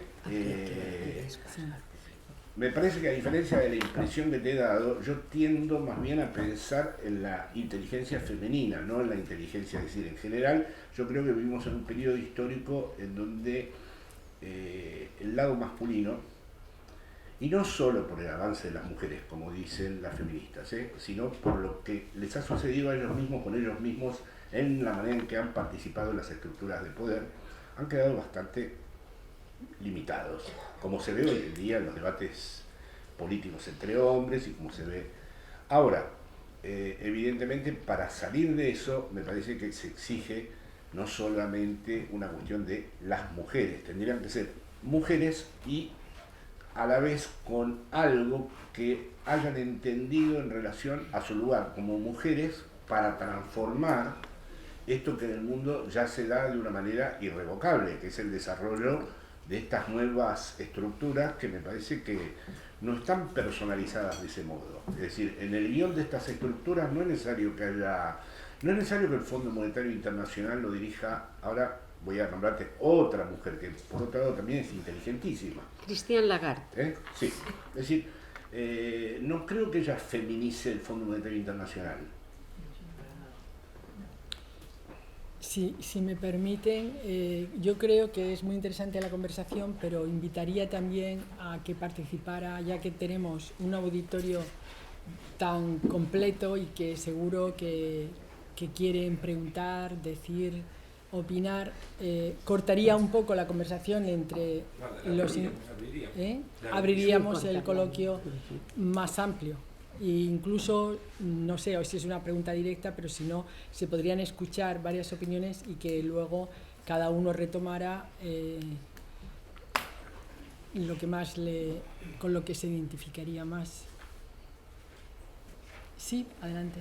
Sí, yo, como decimos en Argentina, para contribuir a la confusión general, me gustaría que Jorge explicara de alguna forma, en pocas palabras, qué es lo que distingue el pensamiento lacaniano y dentro de eso, por qué llegó a explicar esa frase que se le critica de que la mujer no existe. Por ejemplo. Eso en pocas palabras sería difícil, pero a ver, como eres argentino y me lo propones así de manera tan simpática, contribuiré a la confusión general, que ya vengo contribuyendo desde el principio a la confusión general por lo que vemos. Creo que quiso hacer un gran elogio, porque quiso precisamente proponer situar a la mujer por fuera de los universales, porque los universales son masculinos. La historia de los denominados universales, como lo ha dicho además Ana, es decir, la historia del logos es masculina y la mujer no existe, quiere decir que le hace objeción a lo universal. Pero eso no es cada mujer, es para Lacan una parte de la mujer, porque para Lacan hay en la mujer y en el hombre una referencia a lo fálico, y en la mujer hay algo que se escapa, se sustrae al fálico, pero ambas, y por supuesto Lacan es muy complejo y lo fálico no tiene nada que ver con el órgano masculino, ambos sexos y todos los drag, los travestis pertenecen a esa referencia común. Lo que ocurre es que en lo femenino hay algo que se sustrae a ese universal, pero es algo que se sustrae. No quiere decir que, por eso Lacan dice, junto con no existe, la mujer es no toda. Quiere decir no toda en el sentido de que no todo es fálico. Aunque, por ejemplo, si yo digo acá en esta habitación hay hombres y mujeres, quiere decir que ambos tienen referencias fálicas. Para Lacan, referencias fálicas no tienen nada que ver con el órgano sexual, sino con la idea de que un sexo y el otro tienen que tomar una decisión acerca de si les va a interesar el otro sexo o no, por ejemplo. Si además les va a interesar tener con el otro sexo algún tipo de vida sexual o no. Si además van a tener una vida libre de relaciones sexuales, divertidísima debe ser, o una vida con relaciones sexuales. Si además van a tener relaciones permanentes o no. Si se van a querer enamorar o no. Todo eso para acá forma parte del mundo fálico. Y sin embargo hay algo en lo femenino para acá que no pertenece a eso. Pero todo lo que tenga que ver con, como para Lacan la relación sexual es imposible, otro de sus grandes aforismos, todo lo que tenga que ver con imaginar cómo va a ser mi relación con los otros es fálico. En el sentido de que intento en un lugar donde no hay relación, por ejemplo el amor es un gran invento para responder a la ausencia de relación. Y permíteme que añade algo para la conclusión general. Cuando uno ama a alguien de verdad y tiene la oportunidad de amarlo durante un tiempo, descubre lo imposible. Descubre que esto no es, que no somos ni complementarios, ni que cada uno le colma la falta al otro, ni que cada uno ha nacido para completar a la otra persona, sino que hemos nacido, nos hemos amado para descubrir el vacío que ambos compartimos y que no logra ser reducido nunca. Esto es una de las cuestiones claves de este problema. Y ese vacío es lo que impide que se transforme esto en un conjunto identitario, como dije al principio, es decir, por eso decir los hombres, las mujeres, todo eso está atravesado siempre por problemas. Ahora, claro, yo también quiero decir que yo, en lo esencial, estoy totalmente de acuerdo con lo que dijo Ana, que todo esto yo lo discutiría, como diríamos, en una segunda instancia. Yo en primera instancia estoy a favor de lo que dice ella, porque pienso como ella, que ha llegado el momento de esa vanguardia. Y estoy convencido de que es históricamente así con el feminismo. Así que yo, como le digo también siempre a mi hija, esto no lo digo porque mi hija es mucho más inteligente que yo, siempre digo, mirá que esto lo estoy diciendo en segunda instancia para problematizar. En primer lugar, estoy 100% a favor, porque no veo que vale muchísimo más la pena probar esta nueva historia que lo que ha acontecido hasta ahora. Lo que simplemente digo es, bueno, pero cuidado porque sí hay algunas cosas que sabemos. Por ejemplo, sabemos algunas cosas del capitalismo, como para no creer que porque yo sinceramente a las personas de derecha, y pido perdón y lo digo con el máximo respeto, que avalan, no a las personas de derecha corrientes, a las personas de derecha que avalan regímenes totalitarios o que fueron responsables de la dictadura como en Argentina o como en Chile, o que sean hombres y mujeres, me merecen el mismo repudio. No contemplo, es decir, pienso que las mujeres que cogieron a los bebés secuestrados en la Argentina, sabiendo eso se secuestraba de compañeras que habían sido torturadas y murieron en los campos de concentración, son tan responsables y deben ser juzgadas en los mismos juicios en donde se juzga a la dictadura militar argentina, que por suerte se la juzga. Lola, No sé, es que conecto contigo. habla más fuerte, por favor. No sé si se oye. Habla más Yo fuerte. creo que el discurso de Jorge, si no supiéramos quién es. El discurso de Jorge, si no supiéramos quién es Jorge y la historia de Jorge, es un discurso con un sesgo, digamos, neoliberal. Porque a mí me parece, estoy totalmente de acuerdo yo hablo contra la identidad constantemente, pero me parece que hay en el terreno del poder, hablar a priori de romper las identidades y romper con el colectivo mujeres me parece peligroso, o por lo menos me parece prematuro. No, pero no quiero romper ni con el colectivo mujeres ni con la identidad.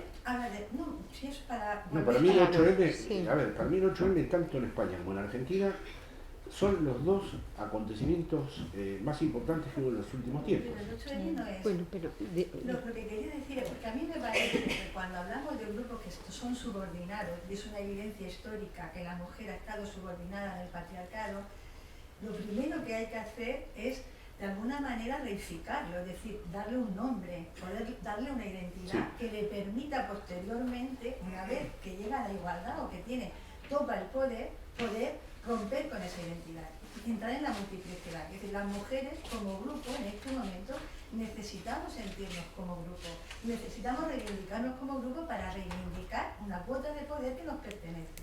Posteriormente, y estoy de acuerdo contigo y también con Ana, no sé si el capitalismo lo podremos cambiar o no, lo dudo muchísimo, pero creo que será el momento de poder arrasar con esa identidad. Es decir, y quizá yo es el futuro que espero, que el eje, el apuntalamiento identitario que podría decir Castoriadis, no pase por el género, que pase por otros rasgos, que no sea el genérico, que ha sido justamente el que el patriarcado ha utilizado para dividirnos y para subrayar las diferencias. No sé si en este lío que he dicho lo confundo mucho más. Sí, muy bien. pero creo que primero tenemos que llamarnos a nosotras mismas, ser sujetos políticos, hablar y unirnos para luego interrogar nuestra propia identidad. Y efectivamente yo no sé lo que es ser una mujer, no lo sé y espero no saberlo nunca, pero para actuar, para tener poder, necesito nombrarme a mí misma como en un colectivo. Yo creo que esa es la historia. Entonces, los discursos...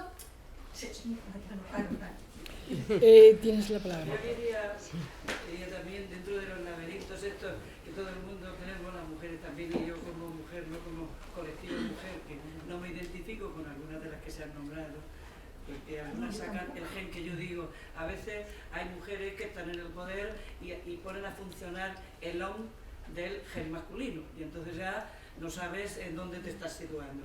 Yo estoy de acuerdo en lo que ha comentado él al principio, he entendido lo que ha querido decir, de que es en el momento en el que surge el capitalismo, no que aparece la desigualdad, sino que hay una explicación sobre el por qué las mujeres estábamos donde estamos. Pero sí que hay una cosa que a mí me gustaría abundar en lo que ha dicho Ana, el que yo he estado, se me notará el seco enseguida, 40 años dando clases de psicología evolutiva diferencial en el alumnado masculino y femenino. Entonces, sí que es cierto que hasta un punto, yo no digo radical, el comportamiento psicológico de las mujeres es distinto. Y estoy de acuerdo totalmente en lo que ella ha comentado, de que es que no nos han visto cómo organizamos. Hay una manera, por ejemplo, diferente, que a lo mejor ahora al hilo de lo que nos encontramos de la movida política podría ser diferente en cómo resuelven las situaciones las mujeres que los hombres, y es que en general tanto de compañeros y compañeras mías y alumnas mayores de 18 años y alumnos resuelven de manera más dialogante las mujeres. Eso está comprobadísimo.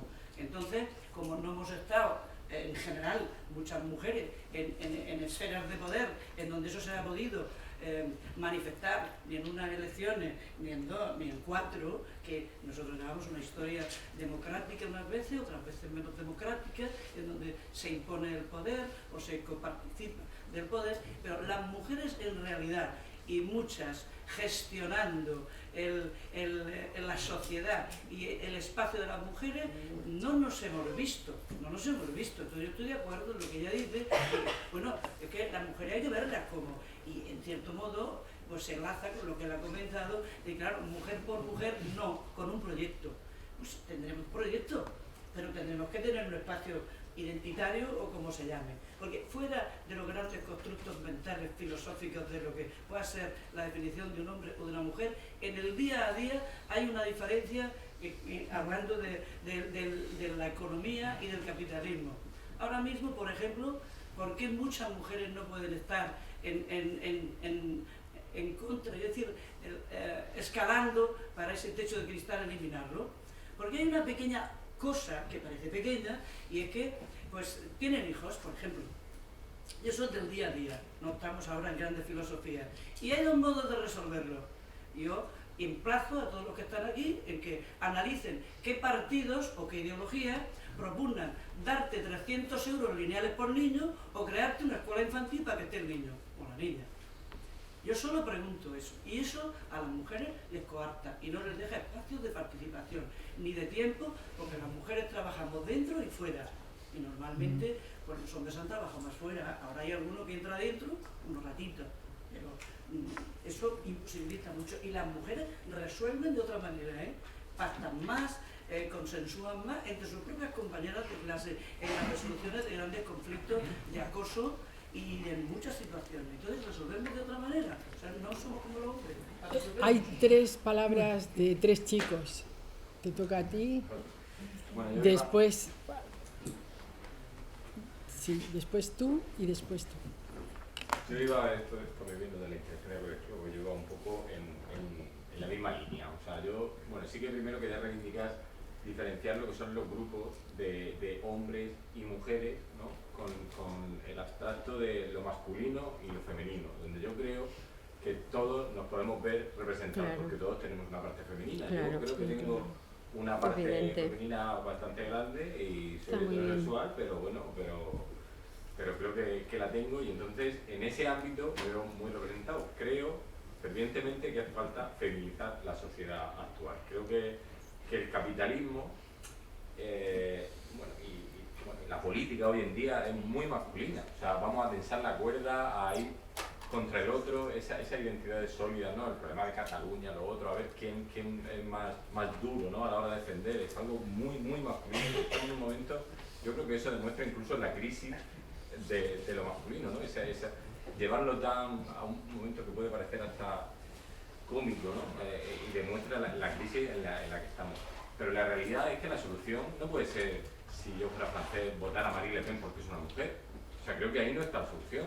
Porque claro, no por el hecho de ser mujer, sino porque defiende unos valores femeninos, o sea, aplicar unos valores femeninos a cambiar la sociedad. Creo que no tanto está en cambiar las personas como en cambiar, o sea, no tanto en cambiar el sexo como cambiar el poder, la manera en la que se participa de ese poder, ¿no? Y entonces, pues hay muchos aspectos que podrían ayudar en eso, ¿no? Ahora está muy en boga hablar de la participación ciudadana, pero y bien llevada creo que es una manera de feminizarla, pero es muy extraño que eso se lleve a unos términos realmente, o sea, reales de participación ciudadana. Entonces, bueno, simplemente quería... Si os parece, hacemos una perdón, ronda. yo creo que estamos ahora precisamente aprendiendo también a cómo intervenir socialmente, ¿no? Es decir, también estamos descubriendo como ciudadanos, porque venimos de una trayectoria distinta, ¿no? Muy autoritaria, y estamos aprendiendo a ejercer, no a título individual, sino colectivamente, pues nuestros derechos, ¿no? Sí, de acuerdo. Una palabra, segunda y tercera, y seguidas, porque si no, si es una. Quería decir dos cositas nada más. O sea, bueno, se me anticipó en alguna que era esa diferenciación entre lo que es hombres y mujeres, lo masculino y lo femenino. Yo quiero defender, o sea, de la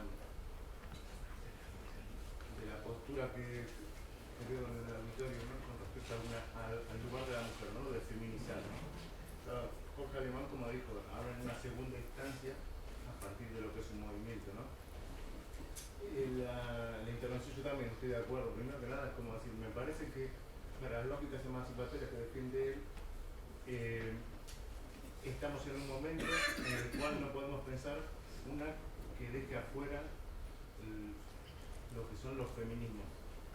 O sea, no habría posibilidad emancipatoria que excluya directamente ese campo de pensamiento. Eso es de principio. Ahora lo que sí veo es que se está armando como un lío, porque la misma Lola cuando empezó la conferencia tiró dos o tres ejes para la parte de que se hablaba, y nombró lo que es el poder, lo que son las relaciones de poder. Y ahí, bueno, yo ahí sí creo que hay alguna historización un poco inocente que se hizo, en especial como terminó Ana la charla, porque la gente ha dicho basta. Llegamos a un momento en que dijimos basta, que reconocemos que hay una dominación histórica de la mujer y ahora debemos debatir sobre el reparto del poder. Bueno, así no funciona el poder. Creo yo que no funcionó nunca. O sea, yo creo que es evidente que, bueno, por ejemplo, también en otro momento de la intervención se aclaró que, bueno, en un discurso europeo, que, bueno, yo podría decir, bueno, pero es que nosotros los latinoamericanos nunca tuvimos poder aquí, y al final siempre buscan arriba, uno del continente americano, uno buscan uno europeo. Podríamos estar todo el tiempo con un narcisismo de pequeña diferencia. Una pelea bastante de eso. Me parece que lo que quiso poner en cuestión el amigo Jorge era simplemente con las lógicas emancipatorias defienden de algo que se articula políticamente, que no es, y además combatir todo tipo de esencialismo que se cierra en una identidad.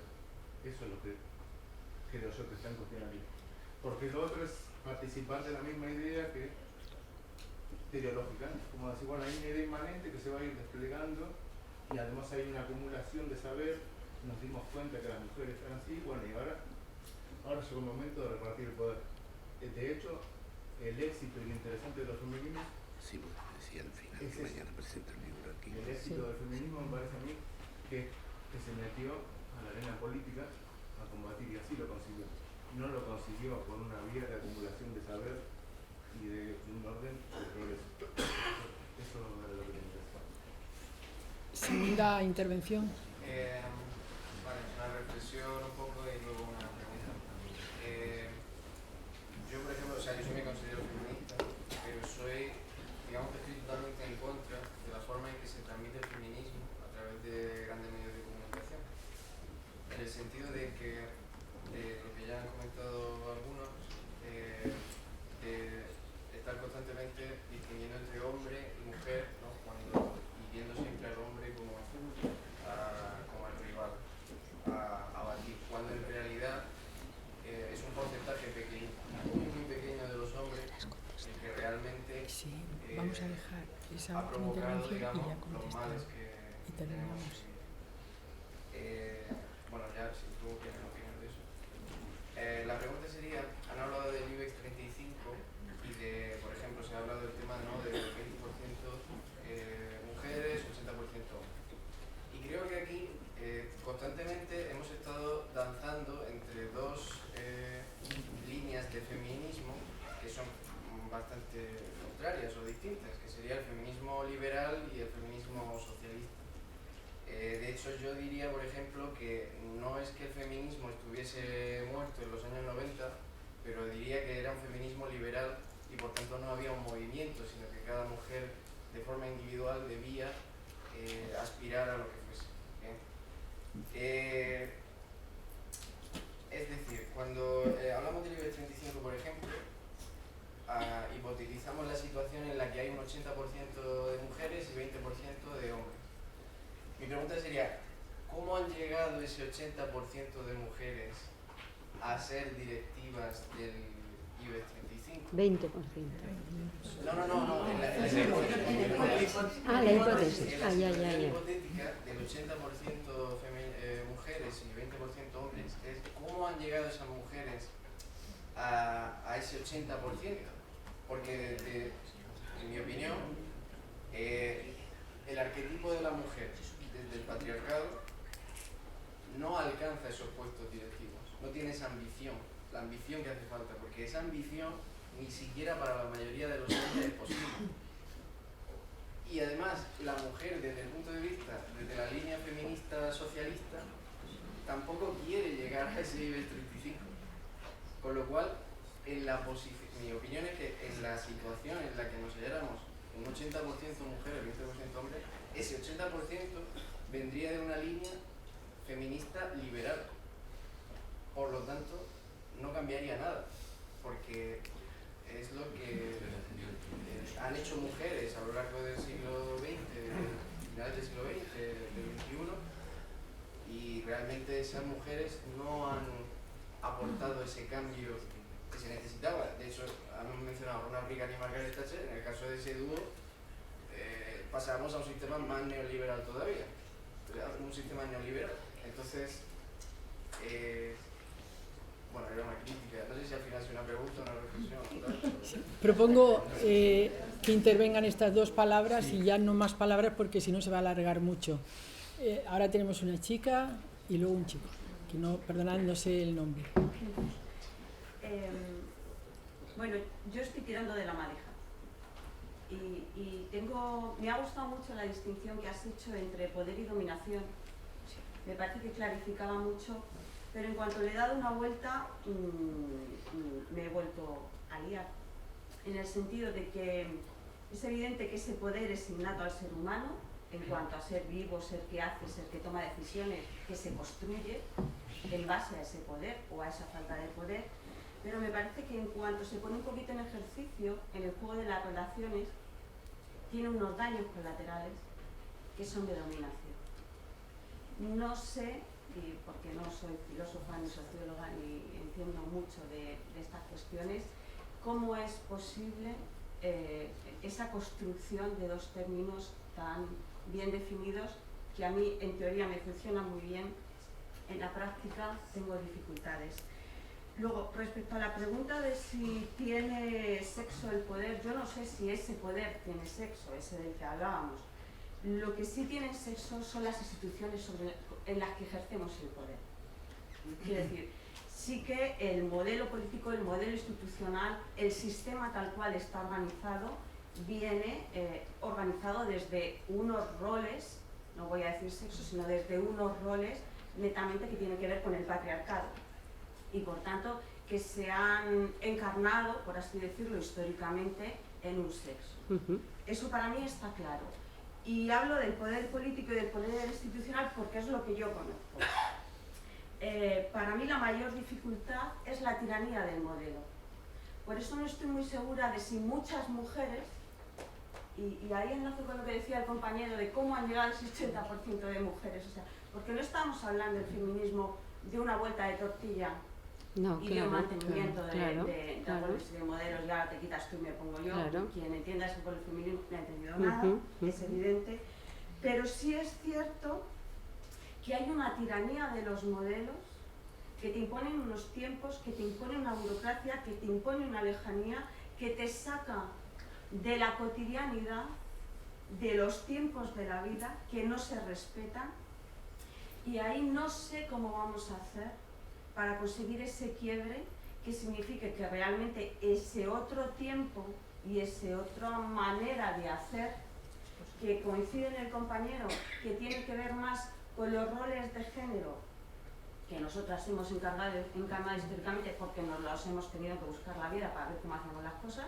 porque no teníamos esa otra posibilidad. Bueno, ¿cómo se plantean y cómo conseguimos encarnarlos en el modelo institucional? Porque a mí me parece que ese es el gran reto. El reto es cómo está configurada la sociedad, el modelo de trabajo, el sistema, y ahí sí que creo que cuando Jorge hablaba del capitalismo como esa gran superestructura, sí que es muy interesante volver a enganchar con ella porque de alguna manera o rompemos ahí o no sé, era por aterrizar un poco. Si os parece, la última palabra y ya la mesa se encarga de contestar de forma colectiva. Pues como hemos hablado mucho de laberintos y tal, me parecía bien, ya que soy el último en intervenir, mezclar un poco las intervenciones de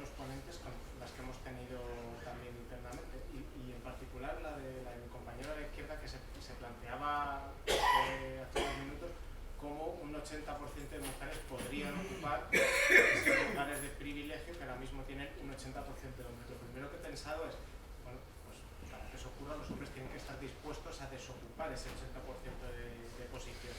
Entonces, para mí esa pérdida de privilegio es esencial para entender todo este tema, ya que estamos hablando de sexo y de poder. En el momento en que eso ocurra, las mujeres pasarán a esa posición. Y solo si ocurre eso. Entonces, creo que los hombres somos especialistas en exponer sospechas y dudas sobre la capacidad de las mujeres de ser eficientes en una situación de poder en la que los hombres se da por hecho que lo son o que cometen errores, pero directamente están allí y lo hacen bien. Entonces, poner palos en la rueda yo creo que es algo que nos caracteriza bastante.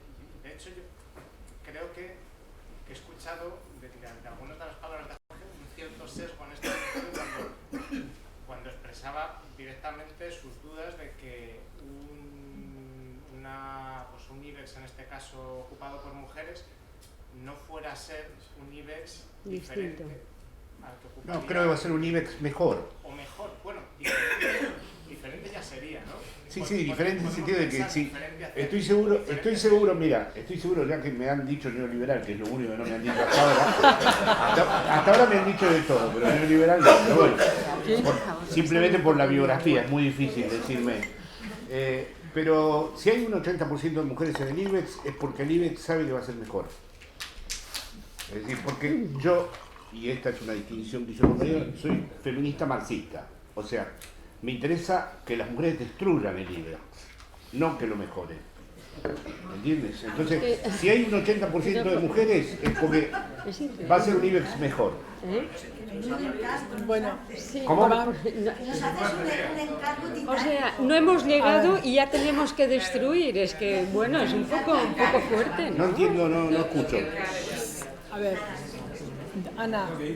Es que yo pienso que no sea al IBEX a donde hay que llegar. La verdad que las cifras esas del 80% que yo, a mí no me dicen nada. La única cifra que me dice mucho al respecto en este tema es la cantidad de homicidios de los hombres con las mujeres. Ahí es donde sí considero muy relevante la cifra. Ahora, realmente, sinceramente, que la cifra sea con el IBEX 35 o con la bolsa o con cualquiera de las estructuras que en el fondo son abstractas, acéfalas e invisibles, no me dice nada el reparto de eso, porque esas estructuras van a tener su propia vida autónoma e independiente de los seres mortales sexuados que ocupen puestos en ellas. Con lo que sí estoy de acuerdo con lo que has dicho es que yo no exigiría jamás que se resuelva el problema de la identidad para el movimiento feminista. Que vaya el movimiento feminista adelante y va a ser más rico y más potente si deja abierto, pero lo mismo pienso de Podemos, y lo mismo pienso de cualquier estructura política. Creo que son más ricos aquellos que tengan abierta la cuestión con respecto a quiénes son, porque en cuanto ya saben demasiado quiénes son, tienen muy preparado a quienes tienen que dejar afuera, a quienes tienen que purgar y a quienes tienen que... Entonces, no es un tema que yo pondría como condición. Adelante con el movimiento feminista, aunque no se sepa en absoluto nada de la identidad o se la suma como se la suma. Esos son problemas. Yo en ese sentido soy latinoamericano y por lo tanto me he acostumbrado a que lo que se construye de manera improvisada y nunca de manera pura y nunca bajo ningún tipo de exigencia intelectual. Así que no es eso. Ahora, si ya estamos en una mesa y estamos hablando de este tema, digo, bueno, va a ser mejor que eso permanezca abierto. Y sinceramente las cifras del IBEX 35 o los que van a participar de las corporaciones o de las multinacionales o de esas estructuras, evidentemente, si mañana hay un 80% de mujeres, porque sería bastante además probable, es porque las mujeres lo van a hacer mejor. Es decir, no me dicen nada de esas cifras. Sí me dice la cifra de el asesinato. Es decir, la cantidad de mujeres que se matan en el mundo a diario por parte de los hombres. Este sí es un tema. Sí. Y ahí sí hay que hilar fino, ¿eh? Es decir, la pregunta acerca de por qué al hombre le va a matar mujeres es una cuestión que merece verdaderamente una discusión, porque además la cifra es alarmante. Por ejemplo, en Argentina los hombres matan mujeres cada 20 horas, en México cada 2 horas. Entonces ahí sí tenemos un tema donde valdría la pena detenerse en la cifra. En el IBEX 35, sinceramente, sí, es una idea liberal, es decir, este es el sistema y va a cambiar porque vayan las mujeres, o porque vayan los niños, o porque vayan los negros, el presidente negro de Estados Unidos, o la verdad, esto lo considero irrelevante. Es decir, sí, cuando Obama fue elegido dije, sí, tal vez sea un paso culturalmente importante, después